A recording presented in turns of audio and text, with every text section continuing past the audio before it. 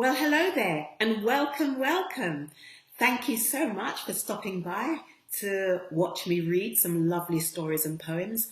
I've read your comments and thank you so much for the encouragement. It's been lovely.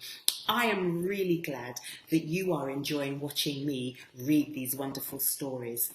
A few people have said to me that I should start a YouTube channel and upload all the stories on that so that other people can enjoy too. So I've taken the advice and I've done just that. The YouTube channel is called Eve May's Poetry Corner. But after I created it, I thought I might like to rename it actually to Miss Myra Say. Let me know what you think about that. Miss Myra Say. So today we are going to have another story, another Anansi story. I wonder why you all love Anansi so much. That cunning spider who doesn't want to do any work, who's shifty and lazy and just wants to con everyone that he can. You all love him very much, don't you? Oh well, I'll oblige you, but I'm bringing back Miss Lou. I love Miss Lou. All right, so are you sitting comfortably? Today's story is called Stuck on a Stump. Are you ready? Mrs. Anansi, the spider, had a large field which she wanted to plant with peas. "Come help me clear this field," she said to her husband. "I have to go see my friend Brother Tiger," he replied. "I'll help you tomorrow." The next day, Anansi's wife said, "Anansi, come help me hold this field. I have business with Brother Dog. I'll help you tomorrow." Every day she asked her husband for help, and every day he had some kind of excuse. Time passed and the peas began to ripen. "Anansi," said his wife, "come help me pick the peas."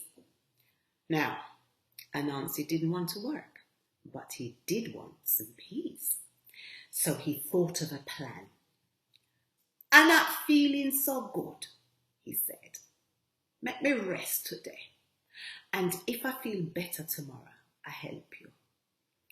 The next morning, when his wife came to ask for help, Anansi said, "Wife, Lord, me I got dead, man. Me I dead. Me sick. Me I dead. Bring the picnic them so me can bid them all farewell." Mrs. Anansi couldn't believe it and started to bawl. Then all 15 of the children started to bawl. "What can we do for you?" Mrs. Anansi asked through her tears. "I have a simple request. Bury me in the field with all those peas. But you must put a hole at the end of the coffin and dig a tunnel to it. That way I can watch over all the lovely peas for you while I'm lying there.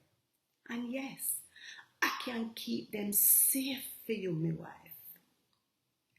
Oh, and one more thing," he said. "Put a pot and a little water at the head of my grave.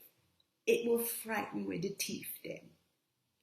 With that, Anansi gasped and died. Anansi was buried in style, exactly as he had requested. His wife and children wailed and moaned. What were they going to do without a husband and father? My! All the time, of course, the spider was only pretending to be dead. Every night at 12 o'clock sharp, up came Anansi. He crept out of his grave.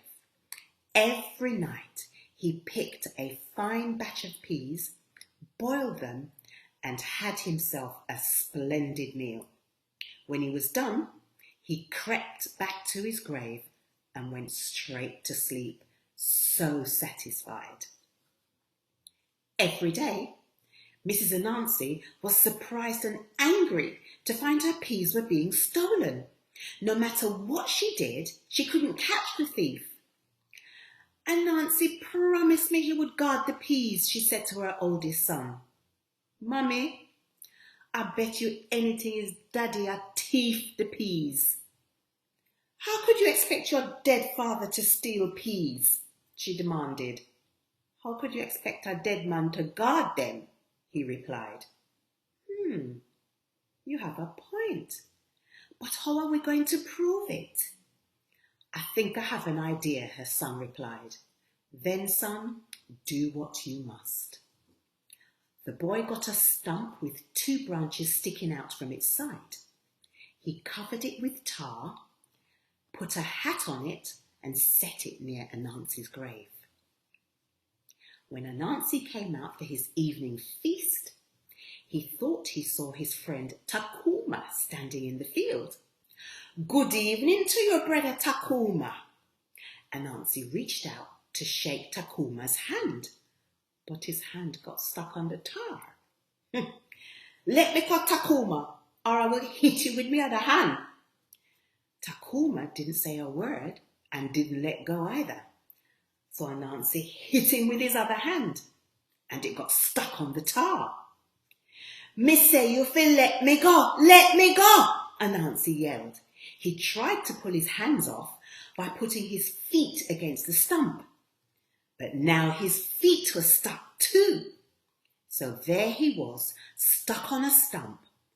All night long he hollowed and bellowed, let me go, let me go. Morning dawned, and here came Anansi's wife and son. See, Mummy, I tell you his daddy's stealing the peas. Pull me off this stump, demanded Anansi. When they pulled him off, Anansi's wife said, how you could be so wicked, man? How you could take the food right out of the mouth of your picnic then? Here they are, nearly starving, and see you looking all nice and fat. I should dash you out of the house, you lazy, good-for-nothing husband. When Anansi saw how skinny his children were, he was so ashamed. He crawled high up into the rafter of his house, and that's where he has lived ever since. Jack Mandora, me not choose none.